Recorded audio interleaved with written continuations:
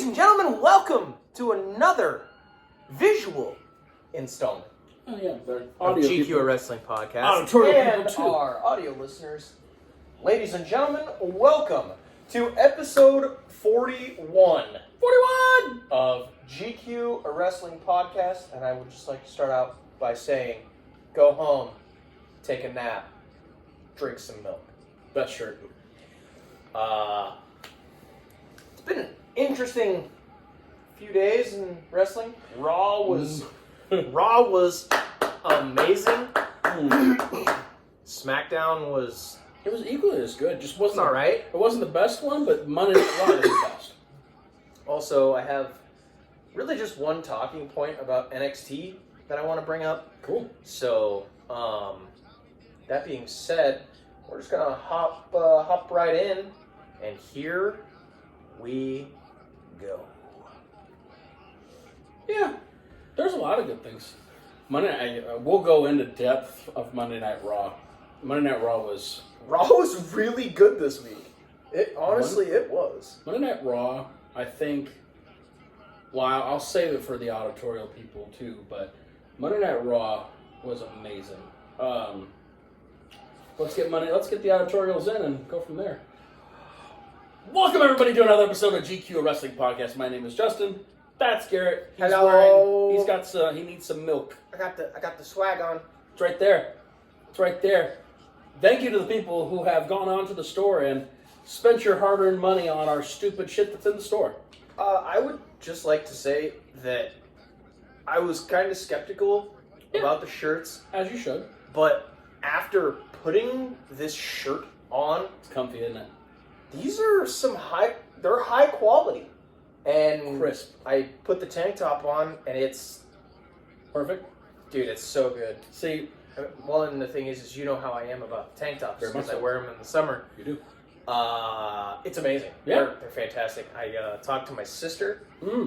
And, well, because I posted the thing on Facebook. My sister commented on it. She's like, we're buying the Tribal Goose shirts soon. I was like, sweet. I've got two different versions of the Tribal Goose shirt now in two different colors via good old boy Ryan. Yeah. And his amazing production quality.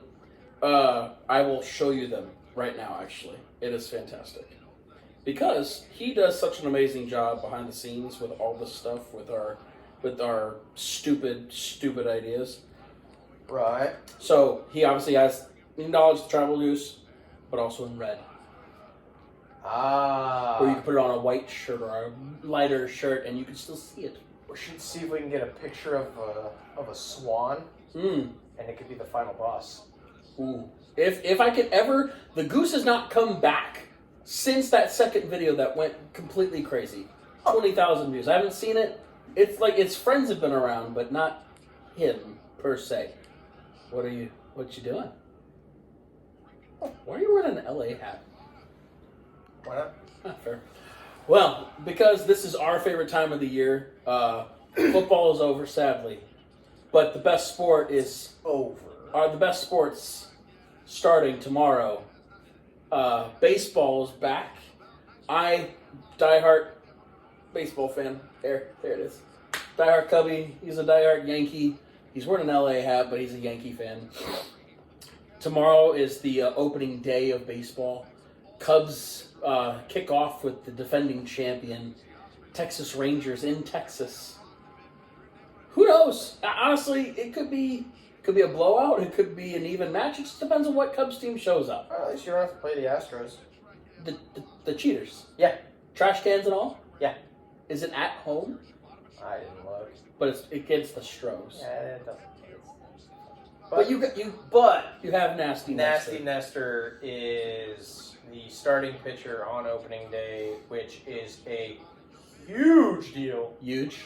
For Nestor Cortez. And hopefully your one guy stays healthy without getting a hangnail this year. He might stub his toe going around bases. What? Did you see the new base running rule? Yes, I did see the new base running rule. I mean... Well, you're talking about the fielding rule where you can't block second base? Yes. So if you're going at second base, you have to be behind the bag to be able to tag? Yeah. Yeah. I don't know. It saves injuries, I guess, but also, you know, baseball is hard to get trucked.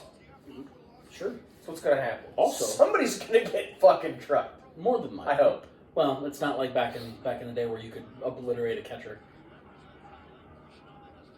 Well, you can't do that anymore? No, you can't obliterate catchers. That's the Buster Posey rule. Hey, if you're standing along the baseline and you're blocking the plate, chances are you're gonna get trucked. Yeah, see, they when Buster Posey was in front of the plate and then broke his leg several years ago, they put in the Buster Posey rule where if you're a catcher, you need to either be to the side of the plate or away from the plate so the runner has a right of way through, but you can still be able to tag. It's kind of like the same thing from first to second. You can't be in front of the bag anymore. Sit your ass right on home plate. Just my plate. Get away from me. Welcome. Fair enough. No, baseball. I'm excited. Yeah. I'm happy baseball's back. Now, the only thing about living in the Midwest for me is that I can't watch all of my games, and I have to watch them in goose. Was he tribal looking? I don't know. I don't even know where he went. He's out there somewhere. He went that way. He went out to the pond. Yes. He did went out to the pond. But, anyways, what I was saying about the shirts. When I was doing all the research for the website and the shirts, that one came to mind. My sister directed me to that site because she has her own podcast that she has. It's called Tea and Twits. She has her own thing that she has, and she has shirts for her website, and she goes, this is probably the best website to use, go ahead and look at this.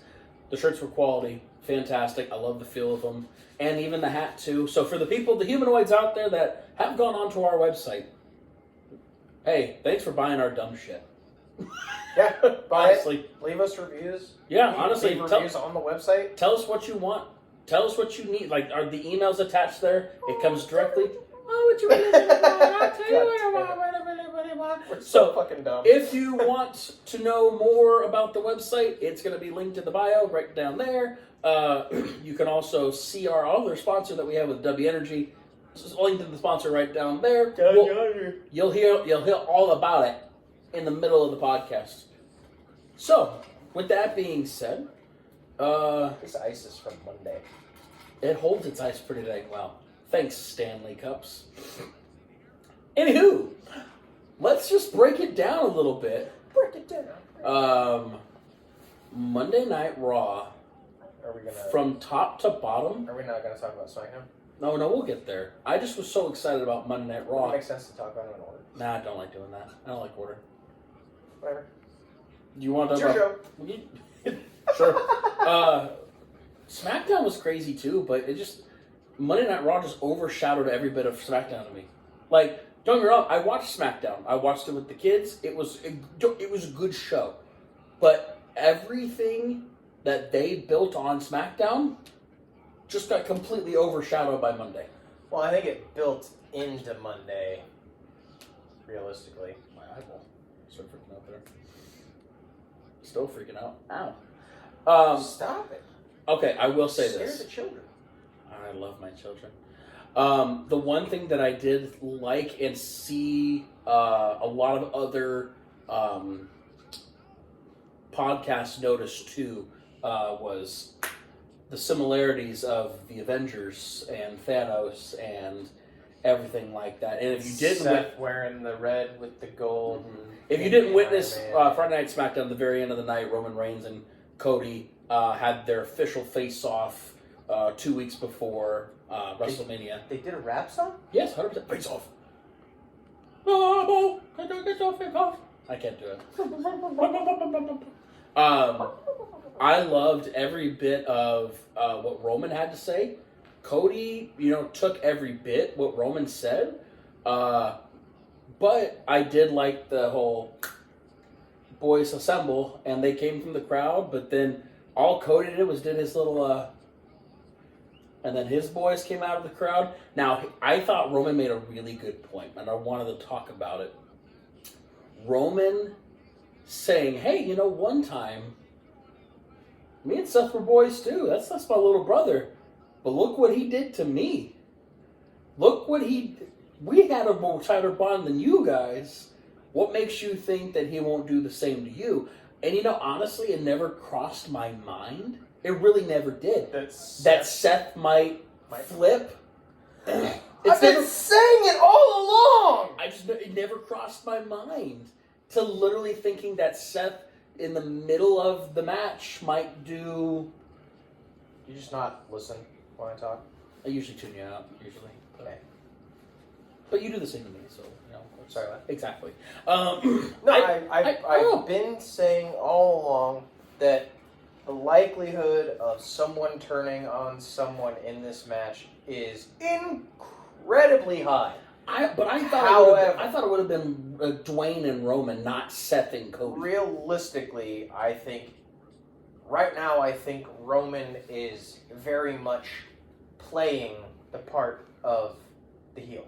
Oh, 100%. And is going to turn on Roman because... Rock? Yes. Okay, you said Roman. I said Rock will turn on Rock will turn on Roman. Okay. Because he, without being acknowledged as such, Rock thinks that he is the tribal chief, and I feel like he looks at Roman Reigns as a pretender to that seat. I think that's a really good edging, because when you think about what Friday looked like, and then so that Friday night, that last segment on Friday goes right into Monday night, where Cody's cutting a great promo. Like, Cody was doing amazing. Everybody's pointing at the WrestleMania sign, and I won't lie. It feels somehow. I won't even lie. I'm sitting in that chair. Goosebumps, but I also said out loud, he wasn't slated to be there at all. And the kids are like, that's really weird. Why would he? But he did amazing for the sake of, he didn't even have to say a word. Yeah. He just did his thing. Which, by the way, if you looked at the back monitors, it said Final Boss now on it. Mm-hmm. It did, like last week, it didn't have it. This week, Final Boss is on the screen now. There was an homage to Black Adam on there at one point too. Saw the lightning bolt with it. Him coming out, talking to Cody by just saying a couple words that pissed him off. And anybody who's really good at lip reading, if you want to go back and watch what Rock said to Cody, and you could try to get it out there, by all means, please. But no one has so far just got what he said. Right. And this is a tag team tournament. Yes. Okay. To be able to face for the titles that are vacant at the Dynasty. The Dynasty. Oh, as we all know, if you were watching, we've got Dynamite on in the background, so you get live reaction at the same time. With that, we'll pause. We'll pause. Because we have Matthew and Nicholas. In our World Tag Team Championship tournament against a team that defeated you in the first... What is this, an ambush? With your negativity, unprofessional, Renee. Good Lord, is this how you conduct your interviews? Where's Alex Marvez? Relax. Where is he? Okay. We'll circle back to your question. I want him to conduct this interview. Chill out. Chill out. He's better looking than you. All right. I have a couple items I want to talk about. First, we came back here to AEW a couple months ago with a couple of goals and objectives. Our first one being, we wanted to retire Sting's old ass. And we did just that. A second one was to restructure the Elite. And how did we do that? We made a little bit of room, and we brought in the Rainmaker, Kazuchika Okada. Speaking of Okada, did you see his big Continental title win last week? Holy crap, wasn't that awesome? And he did that all on his own, but big surprise. Everybody's talking about that backstage, right? He did that fair and square. Of course he did. Just like how we are going to do tonight. So we asked the Rainmaker, hey, come, chill out, watch from the back. We got this, right? Back to your question. Our biggest goal, the most important goal out of all of those things, is to get our AEW World Tag Team titles back. And you mentioned the upset, and you know what? That ruined my life for an entire year, but that's okay. What do you do to right that wrong? Well, you beat them tonight. You beat Private Party. Because, listen, Lightning never strikes the same place twice, Renee. Okay? And we'll be one step closer to getting our damn titles back. But anyway, let's have a great show. You're doing a good job. You're awesome. You're so good at this. Just one note. Maybe try smiling a little bit more. Okay? Just that's it. Anyway, let's go! It's so stupid. I fucking love those guys. Anyways. And I hate them at the same time. Yeah, you have to. Anyways, I think the overall opening segment with Cody and Rock was amazing. And then them doing these segues now through the curtain and going out and actually talking to them right after it happens, or something's going on in the background here, there, here, there, here, there. Where's my flip of light? There we are. Also, did you see that, I don't remember who they were talking to in the back, but in the very back, you see the wise man in all of his bald-headed glory, talking with one Drew McIntyre. So it was DIY That's, talking yep, to the New Day, which then Miz and Truth came out and were talking there. That's right. Yes, I did notice. Actually, if you've noticed in a lot of backstage promos lately, Paul is hiding in the background ominously in random different non sequiturs. Well, and there was, so on Friday he did the same thing too. There was another one. God, who the hell was it? Andrade and Dominic were talking in one of those. So on Friday, Drew was doing an interview, and in the background, hiding behind bleachers, he was creepily doing that stupid grin that he always does. So there was a lot of Paul being there. Truly one of the greatest I will say, minds. Rock did beat a milestone this past week. He has now officially been on television more than Roman Reigns has all year. Are we surprised by that? No, but I really think it's funny that the guest star has had more opinion. That the part-timer's been on TV more than the champion? Yeah. Yeah. So that leads me to a humbling question that I posed it last week, but I've really deep dive into it more this past couple days. What if they officially squash Cody like no other out WrestleMania and end it, and Roman still keeps going for the consecutive days? So it goes for Backlund streak. I actually had this conversation with someone recently, and I posed the same question. I was like, what happens, not if, no, when. When it happens. Not if, when. What happens when Cody doesn't win? Does he go back to Monday Night Raw with his tail tucked in between his legs to take on Drew McIntyre for the World Heavyweight title? At that point, that's all you can do, or go after Gunther for the IC, because, no offense, we're not going for predictions yet. Like, next week we'll go a little heavier into WrestleMania, but I don't see Sammy winning the IC against Gunther at WrestleMania. I do. Do you really? Yep. Why is there Ferrari on the screen? Who's in the Ferrari? Oh, Kazuchika. Okada. Good for him. He knows how to drive a stick. Yes. I think Sammy beats him. Because with Seth, I'm going to say there's a 97% chance that Seth loses to Drew McIntyre. I agree. Therefore, going home, taking a nap, drinking some milk. Yeah, fair. So then you have to have a top-level contender right now for that belt. And it's not Phil. Evidently, though, we get Phil at WrestleMania now, though. Great.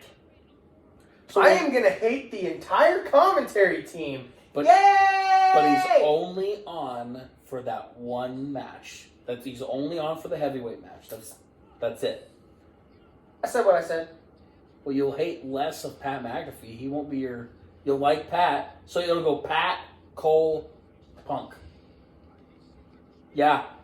Graves, Pat, No. Cole. Graves, they're doing back and forth. Graves, Barrett, McAfee, Cole, Punk. It's to say, I think... If Actually, no. Put Barrett up there. Graves, Barrett, Cole, McAfee. You The don't... Spanish announce team. Whoa. What about the Germans? The Russian announce team. The German announce team? I love the German announce team. They're up here. They're up here. They're up here. Phil's down here. Phil's on the floor? Phil's on. Phil's on the floor. So that will segue into, because they were in Chicago, you have to have your obligatory Of course. Punk. CM Punk. Cheap pop.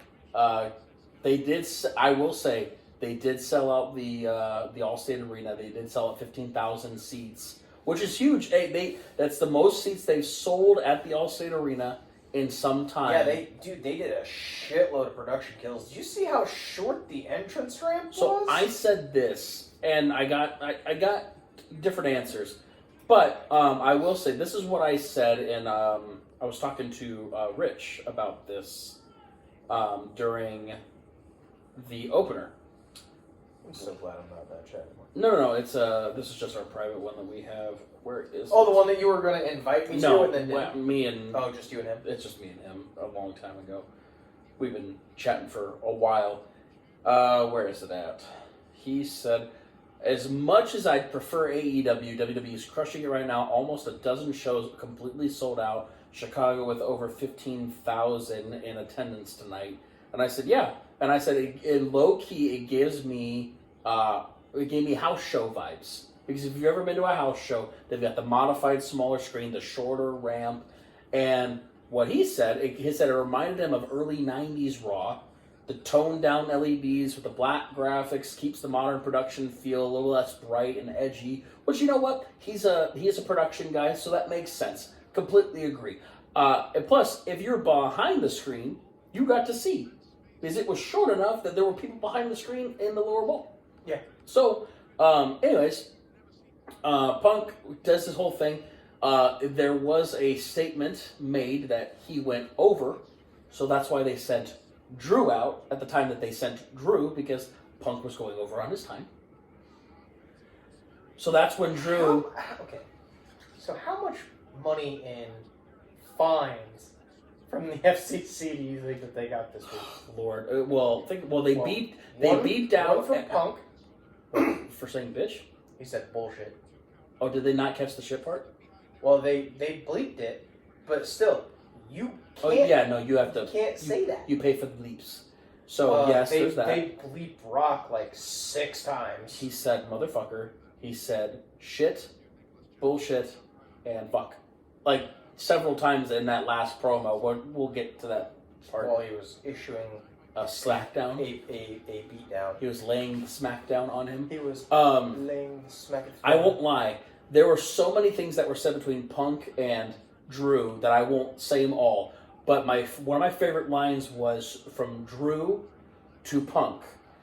He goes, I know you don't drink, you don't smoke, but you're always in and out of rehab.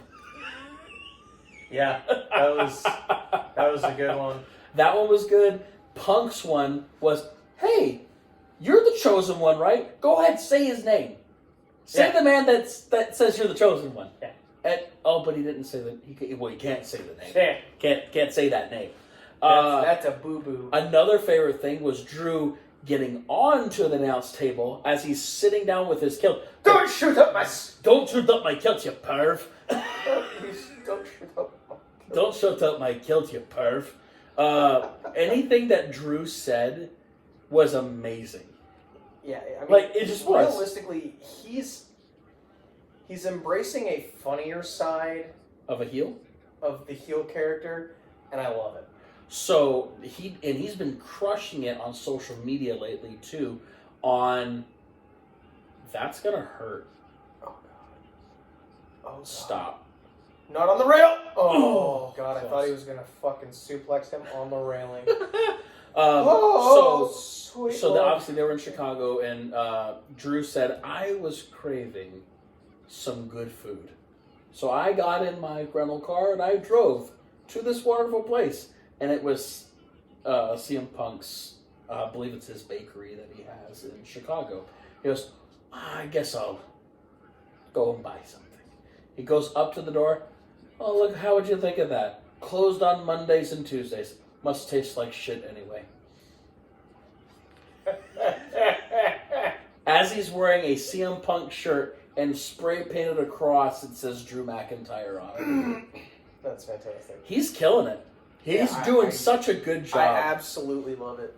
Absolutely love it. And if they don't give him the title at Mania, it would be a disservice to all the work he's done for everything right now. Well, it's kind of hard to...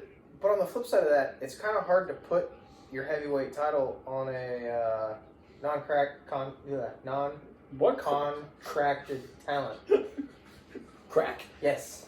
Who's non-contracted? That would be Drew McIntyre. I know. So that's the thing. Do you get a deal done before WrestleMania to square away the title reign, or we haven't talked about it, but there have been people out on the social media universe that have called us both out about why aren't we talking about the Money in the Bank cash-in? Why aren't we saying anything about why he hasn't cashed in yet? Why is he not doing this yet? Has it been relevant in the last 4 months? I agree. Oh, no, it fucking hasn't. It hasn't been relevant. And as soon as it becomes relevant again, then we'll talk about it again. Yeah, because at this point, I think he's going to be a little preoccupied with a massive-ass ladder match to keep his tag team titles with Finn. I mean, realistically, I don't see them walking out as tag champions. I do. Even though I think it's going to be a great match. It's going to remind me of... I think that the Awesome Truth's going to win. Well, they're hot right now, too. I love the resurgence of the Awesome Truth. But I think they'll either put it on them or they'll put it on DIY more than anybody else. DIY's hot right now, too. It depends. Well, I guess it depends on who qualifies from SmackDown. But none of those tag teams are really relevant. Exactly. So I think you're going to give it to DIY, or they do what they say they're going to do and finally split up the titles. And if you win it, you get to stay on your show and keep your titles, and then they have another tournament for another tag team titles on the other show. Or you get... Here's a scenario for you. Hypothetically, you have somebody from Raw and somebody from SmackDown climbing up the ladder at the same time. And they both pull? And they pull... simultaneously? So the SmackDown guy pulls the blue belt, the Raw guy pulls the red belt. And then you have both the GMs come out. And then you have dueling tag team champions. That is also a massively large hypothetical. Massive. But it could happen. Anything can happen. And I would love nothing more than to see the Archer of Infamy, Damian Priest, cash in that fucking briefcase at WrestleMania and win the belt. So it would have to be at night 2. Yeah. Unless somehow, like after the tag team main event is over, and Cody, like somehow Seth is like dead in the middle of the ring, and then he cashes in there. Well, and who's to say that? You know, well, obviously that would be the perfect time because Rollins is gonna be beat up. Oh yeah, from the night before. 100%. And McIntyre is gonna be fresh as a daisy. Fresh as a daisy. There's a lot of hypotheticals, but we're only halfway through Monday Night Raw. Auditorial listeners, we will be right back. And for all you nincompoops on the beautiful YouTube, this is our time where we cut a little bit of a promo for our sponsor, W Energy. So, with that being said,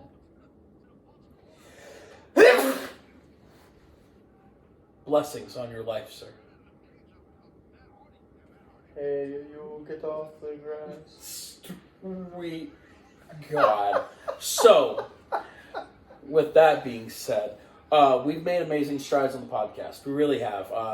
We love every bit of this, and we've noticed that when we're putting out our feels for some sponsors, this one came across our eye and said, you know what? I think this is a great partnership with W Energy. The one thing about W, they're on a mission to change, the game with creating better energy that's cleaner and more efficient for yourself.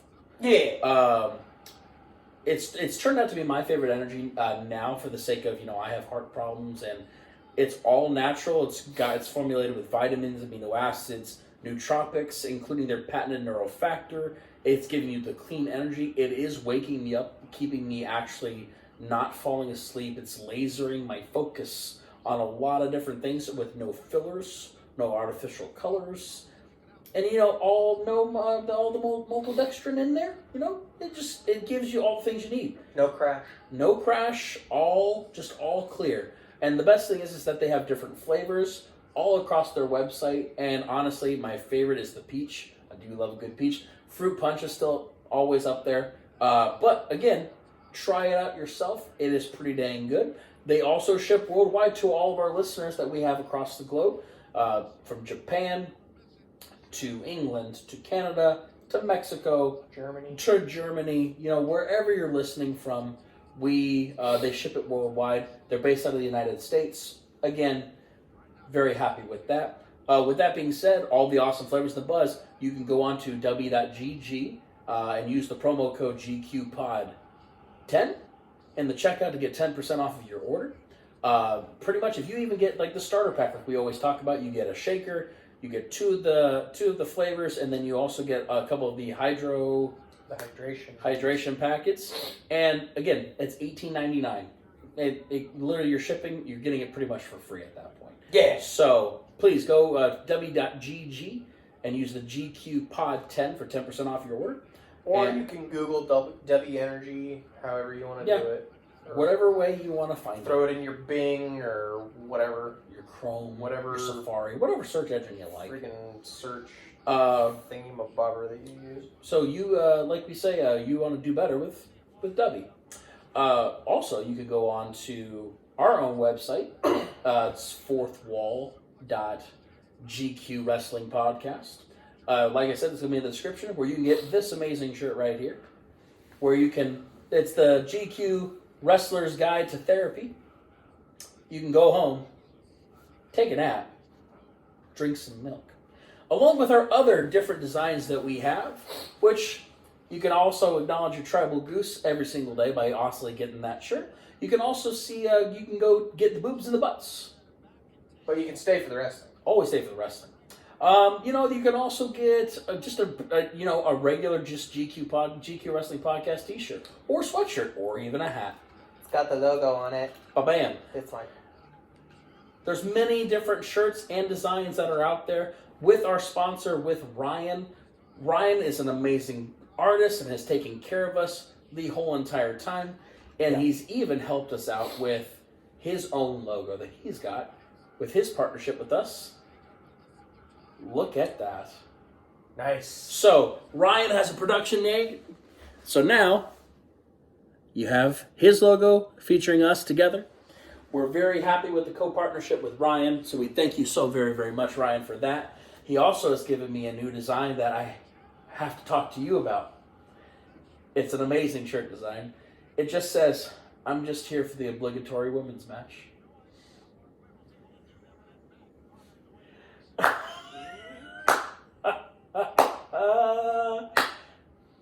I'm just saying, that's fantastic. I'm just here for the obligatory women's match. Love it. So, with that being said, we're going to get the auditorials back. Thank you for listening to our little pop piece. And we'll go from there. So, let's get the auditorials back. Shall we? Welcome back, auditorials. We have returned. Even though we weren't gone, we were only gone for a little bit. So thank you. With that being said, my God, he's got the ring bell. I will say this. There was a match on Monday Night Raw that I wanted to be really good, and it turned out great. Ricochet's match was amazing. Yeah. Like, he is starting to finally get a push again as a singles competitor, not as a weird tag team with Braun Strowman, not as a...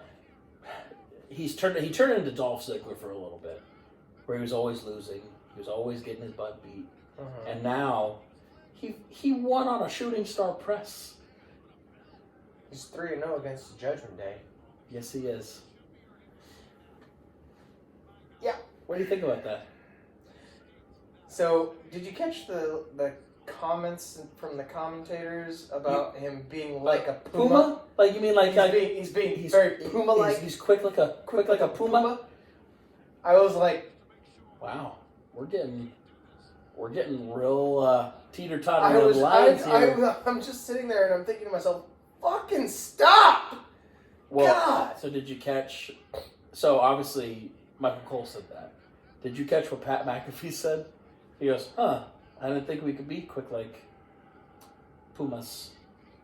And then they lost it. Because you're teetering that fine line with copyright infringement with other companies. No other company owns that. Lucha Underground's no longer. But it's still an ownership namesake. It's owned by somebody. It wasn't filed just by Lucha Underground. It was filed by somebody. That's a bright light. Oh. And the winners of the match between the Young Bucks and Private Party is the Young Bucks. Shocking. So surprised. He's shaking his hand. He's dabbing him up. Another match that, tickled my fancy because they used his proper name when they introduced him. And I want to make sure you understood the proper name of this individual. His name is Big Bronson Reed. Actually, what they said was Big Bronson Reed when they brought him out against Sammy. Yeah. You know what match I really enjoyed? Andrade and Giovanni Vinci. Oh, you're just gonna completely pass? Yeah. What would you? I do not acknowledge that at all. You acknowledge Big Bronson Reed. I acknowledge Bronson Reed. No. Yes. That's not his name. His name is Big. Like it's right above it. Big Bronson Reed. So his legal name is Big Bronson Reed? Yep. His legal Christian name is Big Bronson Reed. So it says Big Bronson Reed on his driver's license? On his birth certificate and all. Uh-huh. Yeah. Uh-huh. Yep. I hate you right now. Just right now? Yeah. Only right now? Why not any other time? Anyways. Andrade and Vinci, the match was... I thought it was really good. So, he obviously got scrapped because he was supposed to face half of the Viking Raiders. Yeah, he was supposed to be in there with Ivar. And Ivar got hurt. I don't know that he got hurt. So, it was said that he had a boo-boo and he got scrapped because he was not able to perform due to a previous injury. So, then you get Giovanni Vinci, who hasn't really done anything since his concussion. Giovanni Vinci looked great. I'm sorry. Wow. Sorry. Giovanni Vinci. Sorry. Why would you belch out of that? What? It makes me want to vomit. There's a lot of women on the screen. You got to be more It's specific. the one walking. The one that was walking? Yeah. Oh, well, her name is Mercedes Monet. Her name is Sasha Banks. Her name is Mercedes. Sasha Banks? Sasha Banks. Sasha Banks. Sasha Banks. Mercedes. Sasha Banks. Sasha Banks. Tony Hawk's on the screen. Bill Oceanspray. But it's Tony Hawk. Look at that idiot with his broken foot. Not Tony Hawk. I like Tony Hawk. I said the other guy. Oh, the other idiot with his broken foot. Anyways, you said... Oh no, he can't climb Mount Everest. Oh no. Oh. Oh no. So, oh my God. But no, Andrade and Giovanni Vinci was a great match. So I was watching Logan Paul's,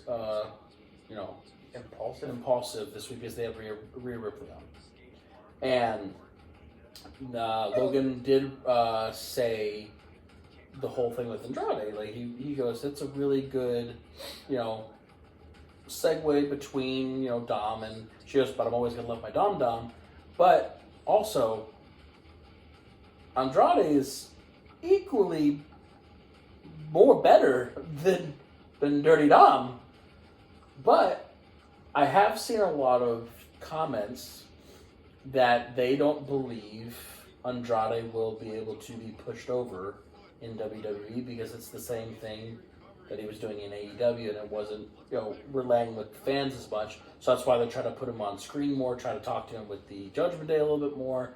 I think it'll work, but again, I don't think people can really relate to Andrade because I don't think they ever, got attached to Andrade in WWE because they never utilized him correctly the first time. They only used him in NXT. And then AEW didn't utilize him as much because he got hurt and he was gone and there was contractual things, there was things with Charlotte, there was a lot of things behind the scenes. So maybe Triple H does it a little bit better this time and does stuff with Andrade, but what do you think of Andrade? I fucking love Andrade. El Idolo? I liked him in NXT when he was Andrade Cien Almas. I liked him when he came to the main roster the first time and was just Andrade. Mm-hmm. I liked him but he came out, his entrance was El Idolo. Well, it was different. Mm-hmm. And then he went to AEW, and I'm pretty sure he wrestled like 6 matches. But they were all on Collision or Rampage. Yeah. So now he's back, and like you said, I really hope that they do something with him this time. Because prime example of why Andrade is amazing is the moonsault off the top. The opponent rolls away and he just does another moonsault. Like, there's not a lot of athletes on that roster that can do that. No, there's not. You're not wrong. Maybe a handful. Not including Andrade. Right. Also, you brought up Rhea Ripley. I did bring up Rhea Ripley. Did you? So, I'm sure you're gonna bring up the stink face. You've seen you're gonna bring up the stink face. Okay. But you didn't vomit. On Twitter, you didn't vomit. The clips of her doing that, and then Buddy responding, saying, "That's me every night." It's me every night. And then her replying to that, saying, "Ooh, he's not wrong." Yeah. Well, my favorite thing was I loved one. It was at a house show. Right. 2, obviously it was against Nia Jax, but my favorite part about it was Shayna Baszler dropping down in the corner. She did the Rico. Yeah. And if you're not familiar with what we're talking about, back in the day when, good old Kishi, Mr. Rikishi himself, was the king of the stink face, there was a famous moment where Kish threw the guy into the corner. He was laying there, ready to go for the stink face. And he wedged up. He pulled up and cheeks were ready to go. Well, if you don't know who Rico was back in the day, Rico was very flamboyant, and it was never fully said. He was a very androgynous character. It was just never fully... Much like Goldust. It was never fully said if he was gay or any sort. He was androgynous. But he was very, very flamboyant with the way he had things. And he ran into the ring. He requested... Anna Jay on Dynamite. Okay. Yes. Requested, some chapstick. And he laid in that corner and... got all excited. And he got a big face of Samoan Thunder in his face. Samoan Thunder. So then, this past week on a house show, Shayna Baszler played the role of Rico and did the same thing. And if you were a male or female in that audience, you got to see a whole lot of ass of Rhea Ripley shaken for all the world to see. And it has been played and played and played and played everywhere and shared everywhere. like we said, Buddy. Now, what I thought was amazing on Impulsive is that she does reference Buddy, and she says AEW in the podcast. Well, because Logan asked her about it, like how that works with them being in different companies. Yeah, and she goes, you know what? I'm crushing it here in WWE. You know, and she goes, and Buddy, she kept saying, my partner was and has been wrestling for 15 years and had great success here in WWE, and he's having great success in AEW with the House of Black, and he's seeing a lot more things with it. And she said he's happy there. I'm happy here. She goes, but if the roles were reversed, and he had a lady like me having my dom-dom, I wouldn't allow him to do it because I couldn't do it. Because she's jealous. That's what she said full-fledged. She's like, I'm a jealous person. I can't not. She goes, but Buddy has been the greatest supporter of this whole thing with me and Dom. She goes, yeah, I mean, because realistically, we all know that Buddy Matthews could kill. Yeah. He would unalive Dominic Mysterio. Very much so. But on the same coin, though, I think him and Dom are actually they're great friends. Good friends. Well, because like there's a storyline. One Buddy was in WWE that he was with Dom's sister, and in WWE, and that's when he got to know Buddy a little bit closer. So that's why Buddy approved this whole thing with Dom and Rhea and the Judgment Day and all this and yada yada yada. Yep. I think the whole interview with Logan Paul and Rhea was top notch. She did a great job. So did Logan. But you know, a lot of things can happen with Rhea as well on WrestleMania, because on Monday there was a face-off between her and Becky, and I got to see Becky Lynch cold cock Dom Mysterio in the face so hard that I went, "Holy shit! He got punched in the face!" Pretty sure that was my reaction too. Like, she legit just punched him. Clocked him. In the fucking mouth. Like, clocked him. Like, to a point where Pat McAfee did a play-by-play and zoomed in on Dom's face as his jaw goes, Yeah. I was like, great. Oh my gosh. And then they battled back and forth, which, and we've voiced our opinions on this. We don't see Rhea losing it to Becky at WrestleMania on Sunday. Well, sorry, in 2 weeks. But this is also goes without saying too. Becky Lynch's current contract expires in 2 months as well. I'm pretty sure she has not. No, I'm saying her and Seth. I'm pretty sure their contracts are over in 2 months. Shortly after Mania. Yeah, 2 months. They did it up to the end of, I think it's the beginning of May, somewhere along those lines.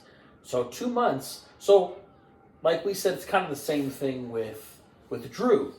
They're not going to give the title to somebody that has an expiring contract. Right. So, Rhea, she's going to retain at WrestleMania. Yeah. Now, I don't like to bring this name up for the sake of you don't like this woman. But she's on SmackDown. I don't care. But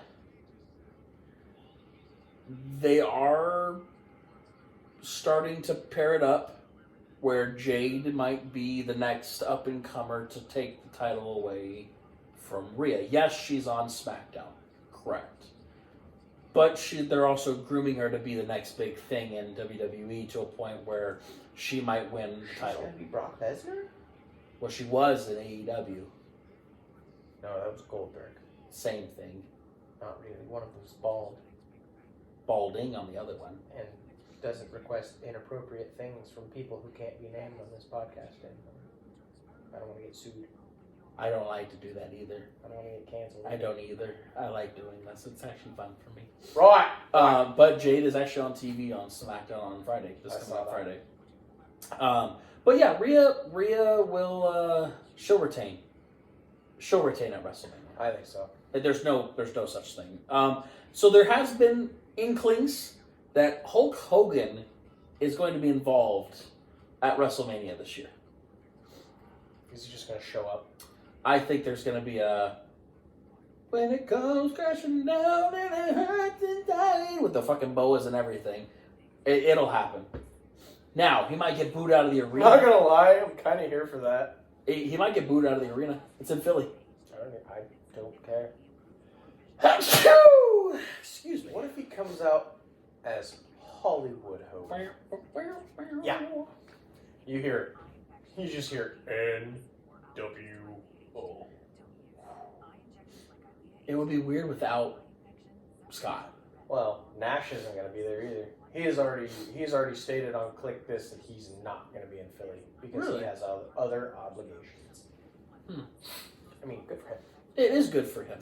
Or he comes out, Hogan comes out in a DX shirt. Here, are you ready? Oh God.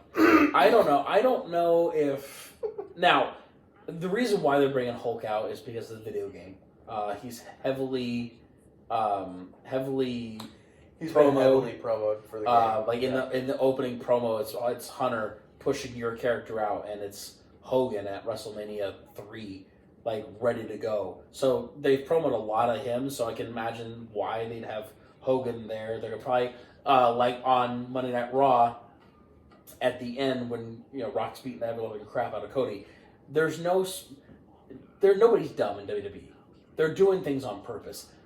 There's a reason why that big giant semi was lit up with John's face and Steve's face. I'm just saying, they're not stupid. It's dark as shit everywhere else.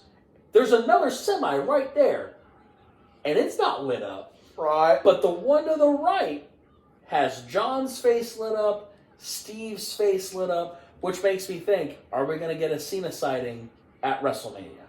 Are we going to get a Stone Cold sighting at WrestleMania? Yes, and probably yes. Now, you've also stated that the best person for Paul Heyman's induction is Steve Austin. And I am going to stick... Are you going to double down on that? I'm going to stick to that. You're going to double down on that? Yeah. Okay. Cena, he already made a statement on one of the talk shows. I think it was Kimmel, or it could have been Fallon, that he said, I'm free that weekend. My calendar is wide open. But they had not asked me to do anything. But for a fact, Cena will be there. He's going to be at the show. It's WrestleMania 40. He's that weird cousin from Boston. My weird cousin from Boston. Yeah. Yeah, I don't know. Does WrestleMania need John Cena? No. No? But does WrestleMania need Steve Austin?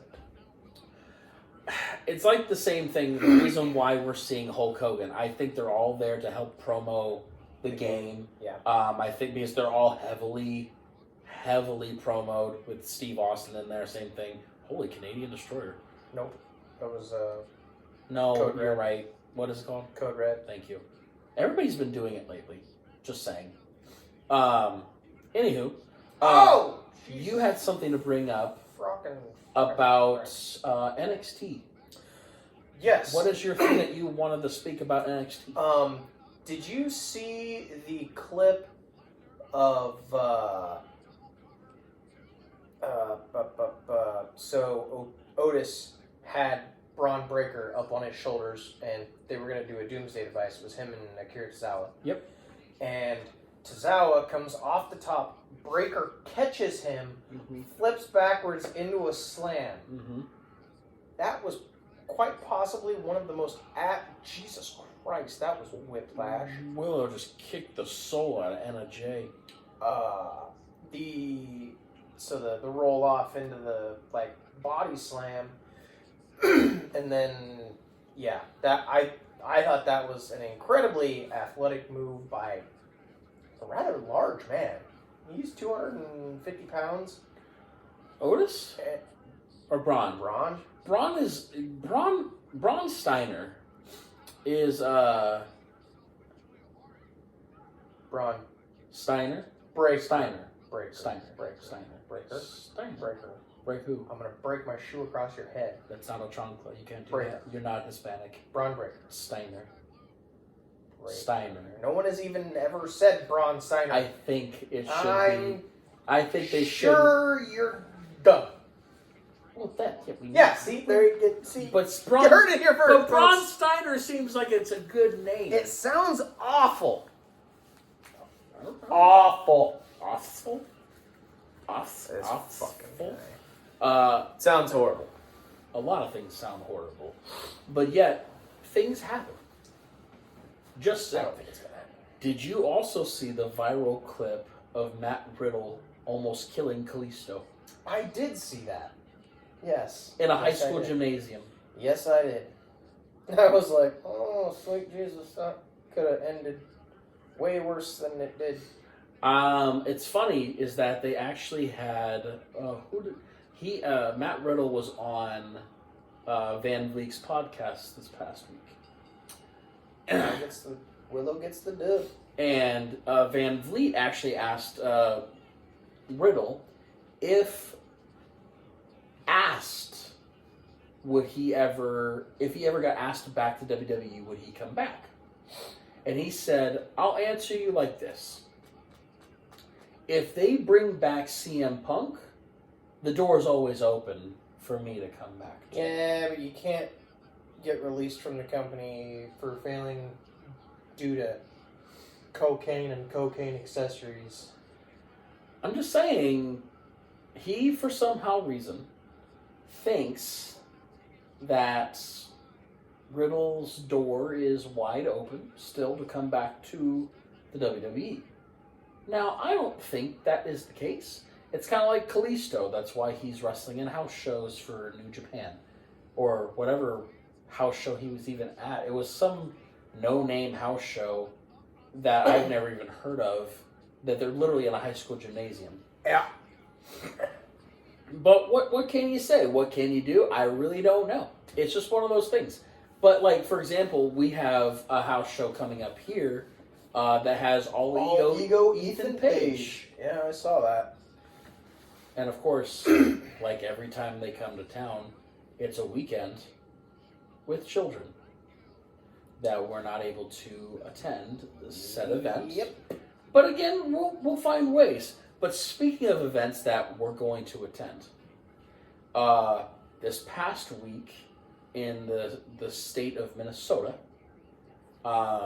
there was a meeting about events that are coming up within the next next year.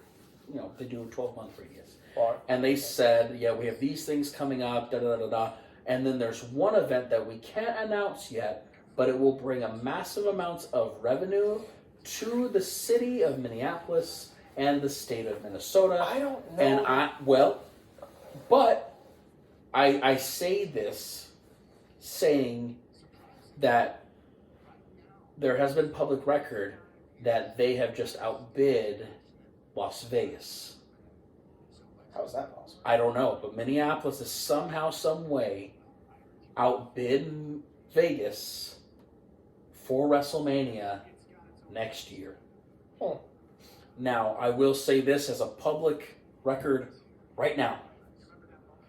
If Minneapolis somehow wins the bid for WrestleMania,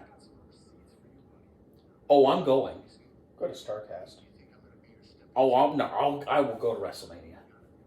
I will somehow, some way figure out money. Traveling's not hard. I will sell a kidney. I will sell a testicle. Not using them anyway. Might as well sell one. 25 grand right there. Give me that money. I'll go on up there. Donate that to science. What are they going to stare at? Something that doesn't use? Realistically, yeah, going to WrestleMania would be great, but it's all of the other events. 100%. That just go revolve around Starcade, the gravity. I would the store. I would love to go to StarCast, dude. The store itself, all of the other events that lead up to it. There's one that they've been. They're bringing back all the props that are in the archives. Stanford. Yeah. And they're bringing them out and they're showing them off. That's what I would go. I would spend hours just gawking at everything. My thing would be being able to go to StarCast and networking for the podcast. Yeah. So that would be my biggest thing. And honestly, if they go to Minneapolis and they do StarCast in Minneapolis, you know Eric Bischoff's going to be there because that's where he's from. Yes. You can't do StarCast without Conrad Thompson. Yep. Realistically, for me, the bang for the buck would be being able to go to StarCast, meet these people, network for the podcast, potentially pick up another sponsor or two, and do that. But yeah, I mean, if Minneapolis does wind up getting it, then great. I'll find a way. Good for them. I'll find a way. I don't know how I do it. Take out a loan, sell my body. I don't know how I'll do it, but I'm going to figure out a way to drum up several thousands of dollars to go to both nights. Taking donations.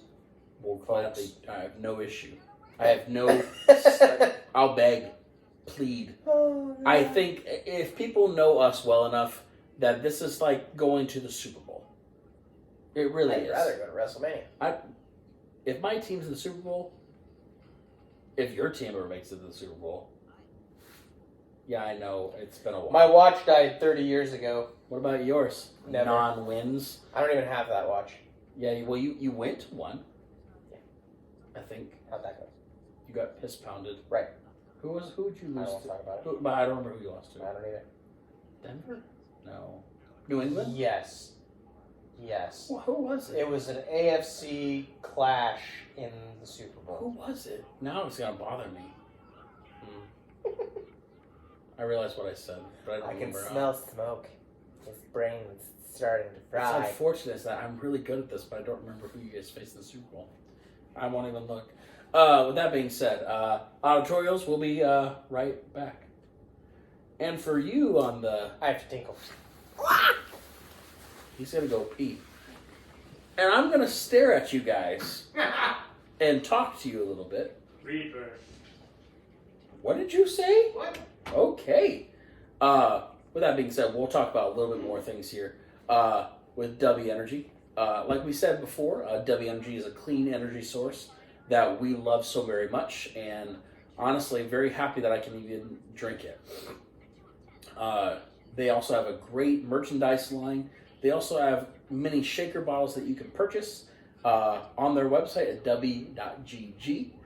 It is a clean source of energy. Like we said before, it doesn't hurt my heart. Anybody who has heart conditions can actually drink this and not fear of any repercussions, any way, shape, or form that's going to hurt them in any way. So we here at GQ Wrestling Podcast completely and 100% side with W Energy and love them very, very much for their partnership and sponsorship. So we appreciate that very, very much. If you go onto their site, w.gg, you can go and use our promo code GQPod10 and get 10% off of your order. Like I said, there's many different flavors. They come in tubs. It's a shaker bottle. You put some ice cubes in, 8 ounces of water, shake the bad boy up, and it's just right there done. And it stays and lasts. It's nothing too crazy. All the flavors taste amazing. So please go on to w.gg today. Use your promo code for GQPod10 where you get 10% off your order today.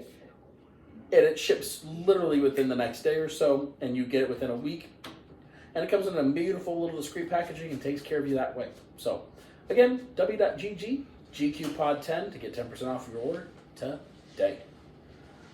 How you doing over there? Did you say GG Pod 10? Nope, GQPod10. Nope, I said you go to w.gg for GQPod10 to get 10% off your order today. Ah. You might want to get your pad and paper, sir, because the next 10 people have been announced. Are we not doing the stumping thing anymore? Oh, I do it, but I wanted to talk about this first because it's really great. So, we have been doing this every single week since they announced it. Are we recording?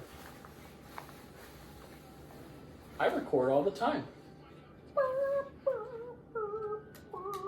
Welcome back, you auditorial listeners. So, every week, the last 2 weeks, BR Wrestling has come out with the top 50 wrestlers. Not gonna lie, kind of like the best friends hoodie. What is wrong with you? No. I just like the color. No. What color is it? I'm not playing that game with you, sir. Just saying, I'm not playing that game with you. Now I gotta go, and now I've lost the sight, and now I'm upset now because I was like, it's your boy and his boys. No. With his stupid little thumbs up. If you want to remind, remind the people, as I'm trying to pull this up, remind the people. We're gonna recap 40 through 31 from last week. At number 40, we had the superstar Billy Graham. 39, we have Rob Van Dam. 38 was Owen Hart. 37 was Mr. Perfect, Kurt Hennig. 36 was The Animal, Dave Bautista.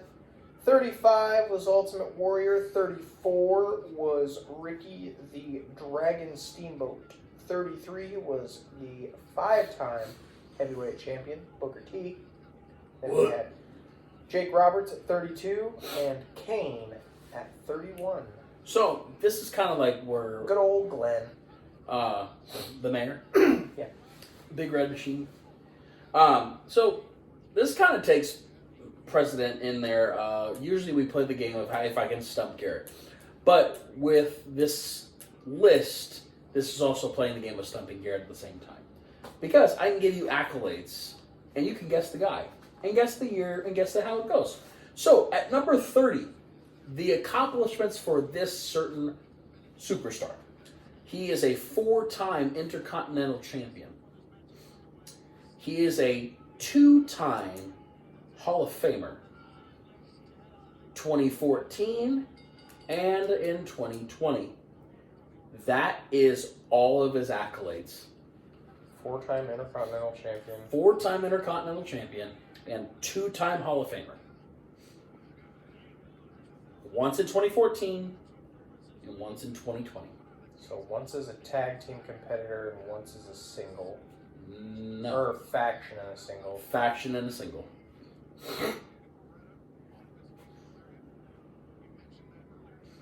Do you want the decade? Is it the 90s? Definitely the 90s. A little bit of the early 2000s.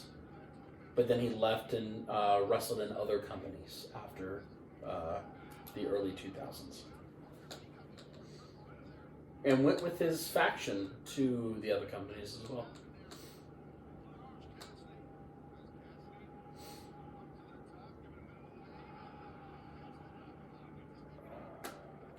I will say he is one of your favorite wrestlers. And he has the best quotes from his Hall of Fame speech to be ever have said in a Hall of Fame speech.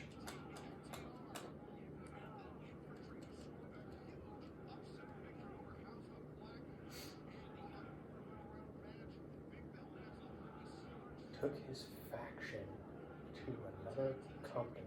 Mm-hmm.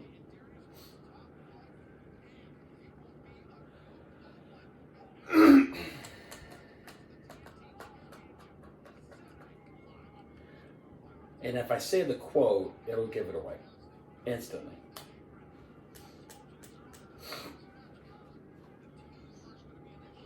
And if you need another clue, there's a clue in this living room. Just look at some photos.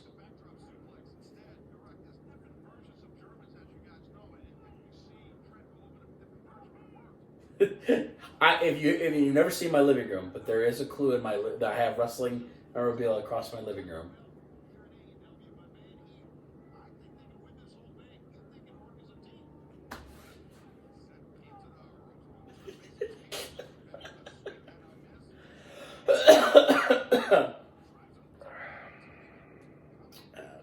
Is it Nash? Nope. It's the other guy.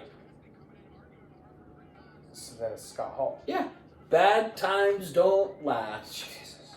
But bad guys do. At 30, do you feel like that is an appropriate ranking for the bad guy, Scott Hall?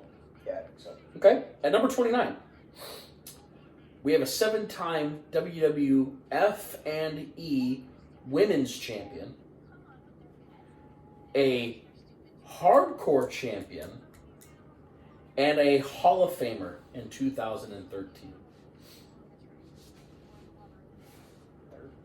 Is it Molly Holly? Not Molly Holly, but in that same generation. Ivory. Not Ivory. Same generation, though.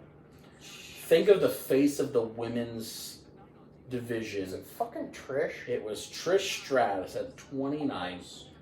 You don't like that? You don't like Trish at 29? No? Why not? I think her and Lita should switch. Where's Lita at again? 49. 49. Okay. At 28, get ready. This person is a 2-time Intercontinental Champion. This person also is a WWE Women's Champion and is also a Hall of Famer in 2019.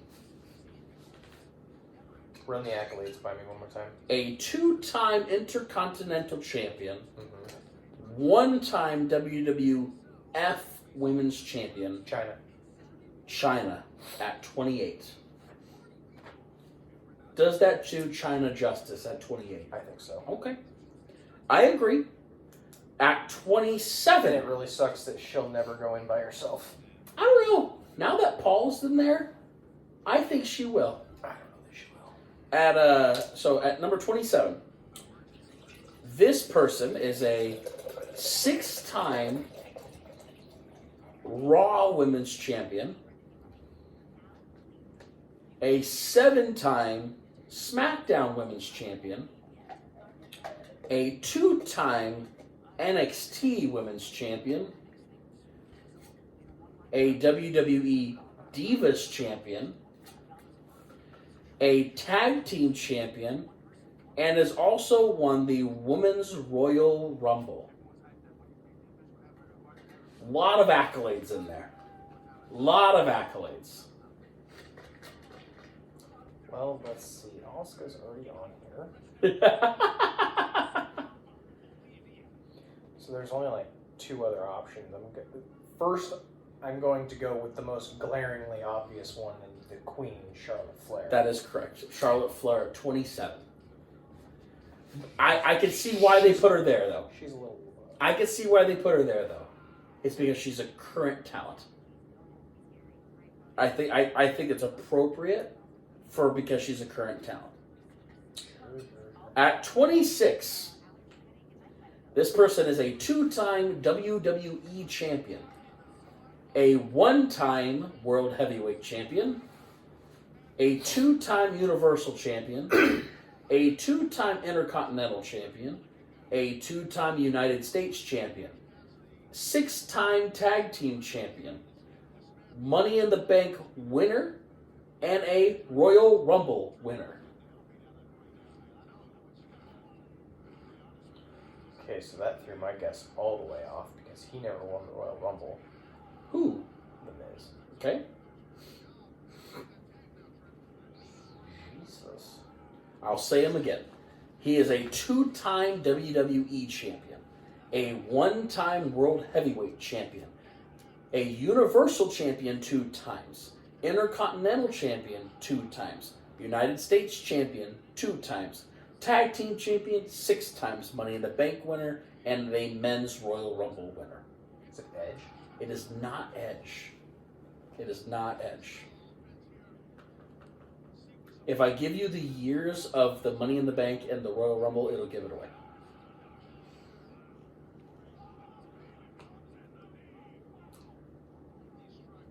Is it Lesnar? It is not Lesnar. Was this in the, 2000s and 2010? Well, Current era. And is still wrestling on WWE. And don't overthink this.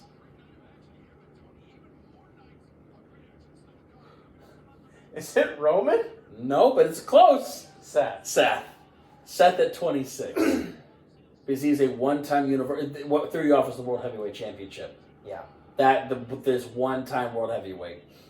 If I said 2014 Money in the Bank, that gives it away for the sake of... Yeah. Anyways, at 25, this is a 4-time WWE champion, a 7-time World Heavyweight champion, 5-time Intercontinental champion, a 1-time WCW United States champion, 14-time Tag Team champion, King of the Ring winner, Money in the Bank winner, and a 2-time Royal Rumble winner.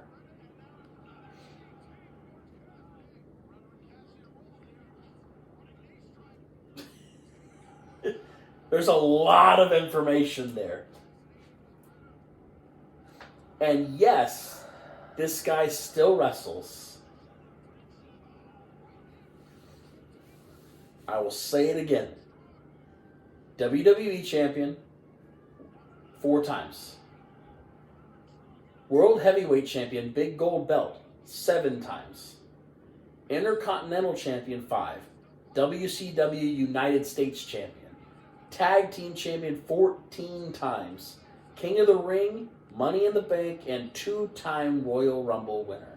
And yes, if I give you the year for Money in the Bank and Royal Rumble, it will give it away. Unfortunately, it will. Still wrestling. Still currently wrestling. In WWE. No. But he is still relevant. That has to be Edge. That is Edge. If I said Money in the Bank 05, it gives it away. And if I said Royal Rumble 2021, that really gives it away. Yeah. But yeah, 25. I think that's appropriate. Oh.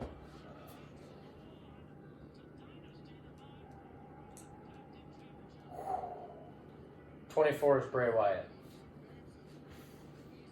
Okay. This is just a long, long list of shit. You will not agree with this. This is a 2-time WWE champion, a 1-time Intercontinental champion, 3-time Tag Team champion, Royal Rumble winner, and 2-time Hall of Famer.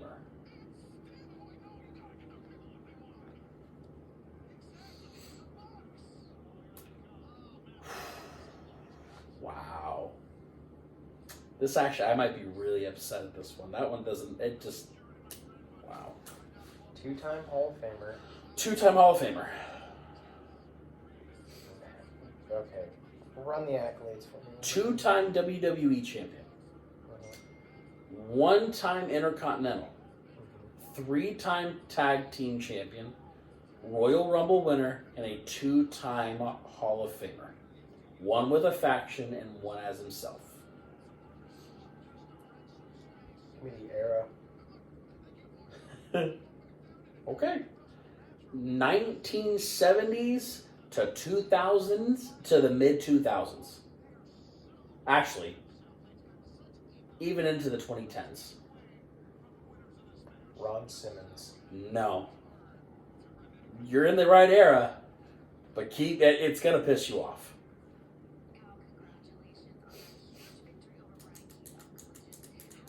White guy? White guy. Not that fucking helps me.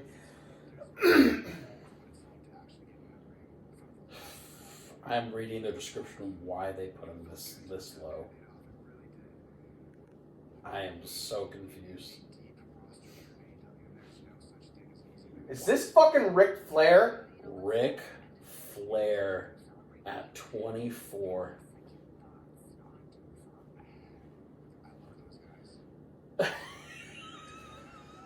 I just lost a little bit of respect for the folks over at Bleacher Report.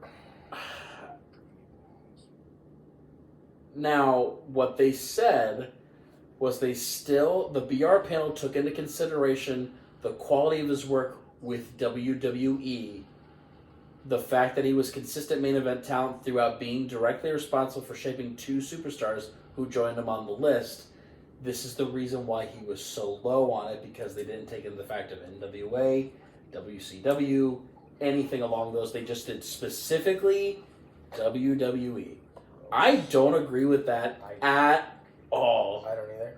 Wow. Okay. At number 23, this is a 2-time Raw Women's Champion, a 4-time SmackDown Women's Champion, a NXT Women's Champion, a 1-time Tag Teams Champion, and a Royal Rumble winner. Becky Lynch. Becky Lynch at 23. Really, I am not a fan of this portion of the list so far. Okay, this is a 4-time WWE Champion, a 1-time World Heavyweight Champion, 1-time Intercontinental Champion, 1-time United States Champion, 2-time Tag Team Champion, and a Money in the Bank winner. So this is 2010s. Yeah, 10 to now. 10 to now, yep.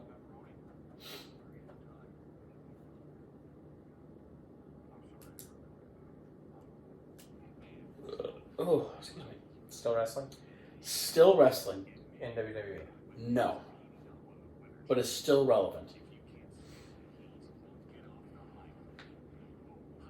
It's a name that you would normally never guess either. But yes, still relevant and still in wrestling to this day. In AEW. In AEW. And I could give you a really big hint that you'll get it right now. Is it Christian? No, it's not Christian. Christian only won the heavyweight. He's never won WWE. If you'll think about your shirt.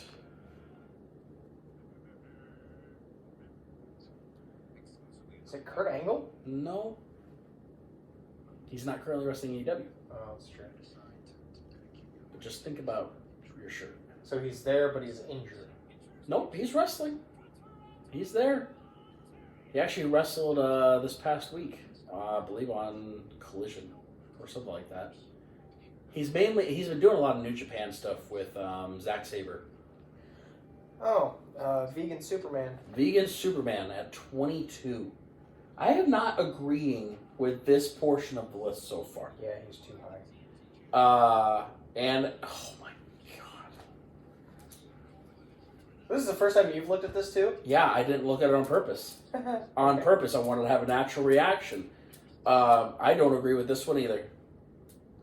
This is a 9-time WWE champion, a 5-time World Heavyweight champion, big gold, 5-time Intercontinental, 2-time European, 3-time Tag Team, King of the Ring winner, and a 2-time Royal Rumble winner.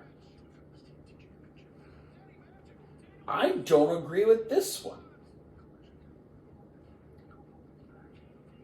Is this Hunter? This is Hunter.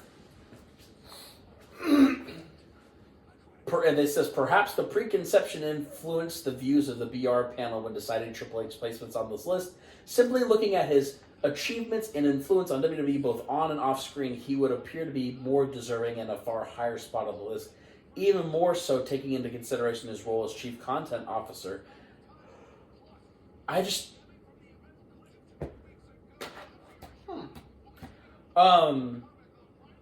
What do you think of that mid portion of the list?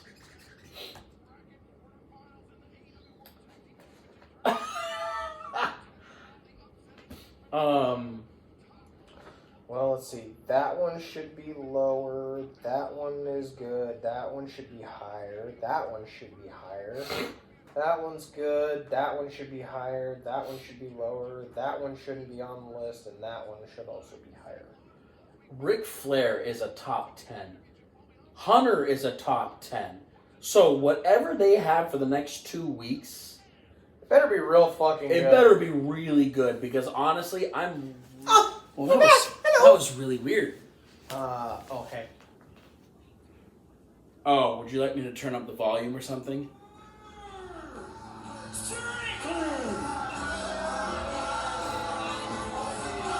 Swerve Strickland, the best overall singles record of the year, but Taz, the Alpha Konosuke Takeshita may be Swerve's biggest challenge yet, and his biggest roadblock into getting Samoa Joe, of course. Yeah, we'll see. And that definitely could be. Takeshita's legit, and so is this man coming out here right now. Oh, there you go. Yeah. Now, luckily, I have a backup. Not sure what happened, but that was very odd. Let's set the memories full. Which is not possible because it's like a 300 gig iPad, so I'm not really sure what's going on. But whatever.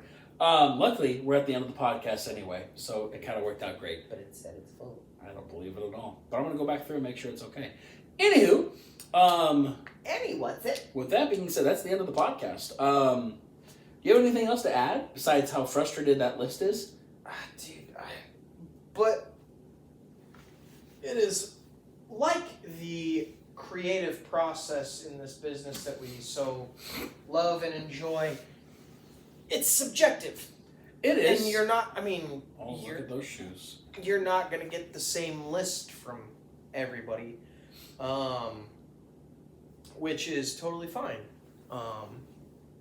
People have their own opinions, and... Yeah, that's why people listen to us, and... BR just kind of shit the bed. Just for that portion. My opinion. Just for that portion. Right. But yeah, it is what it is. It is what it is. I mean, it's a nice subjective list. That yeah. And it's nice to hear what other people have to think. So far, you know, like they adding women to the list is kind of nice to see, because mostly it's usually been men. So, yeah. Anyways, with that being said, it is the end of the podcast. You can follow us on all of the social media everywhere. Follow us on any social media, anywhere. TikTok, Instagram, YouTube's all GQ Wrestling Podcast. Literally just look up literally anywhere. We're everywhere. And just auditorial people, if you want to watch us on the YouTube, it is GQ Wrestling Podcast. Again, you could search for us. It's going to pop us. We're literally right there. Boom, logo, done. So, yeah. And obviously, you know, every week we talk about it. We're very glad we can do this. Thank you for the people who are, you know, buying the merch, buying Dubby, you know, supporting us on a weekly basis, and even watching the shorts, watching our clips, watching anything. It's really just it helps us get our names out there, helps us get more views, and gets our everything just getting started. Yeah. You know, obviously we've been doing this for less than a year, but 41 weeks of this. It's kind of nice to, you know, see some success with it. Not everything happens overnight. You know, it is not a same day success kind of a thing. And we're okay with that. Actually, when I was listening to Chris Van Vliet's podcast, it took him 8 years to finally catch the momentum he's finally on right now. Yeah. And you know what? I'm in for the long haul. This is a fun thing for us. And then, you know, like eventually when we are able to travel and go to Monday Night Raws and Friday Night Smackdowns and meet these wrestlers that we love so very much and be able to do more things, and you know, getting the name out there is takes call Bryan Danielson vegan Superman to his face. It's just gonna be it's a long process, but on the long run, wouldn't have it any other way. I'm very happy to keep doing this on a weekly basis. Like we say every week, no one asked us to do this, and yet now I get asked if we're doing this every single week. It's kind of weird. Nice. People like our content on TikTok and YouTube. With the TikTok ban still luminant out there, you could still catch us on Instagram. You could still catch us on YouTube Shorts. They're still out there. So any of our clips, please like and share. We're always out there. That's the best way of getting it out. Link will be in the bio for the merch. Link will be in the bio for Dubby. Yeah. Again, we say this on a weekly basis, but thank you so much. Thank you for watching us. Two dum-dums in Iowa doing wrestling things. Who would have thunk it? So, with that being said, we bid you and all of the people out there, the humanoids of the world, we thank you all. We bid you adieu. We thank you and good night and bang.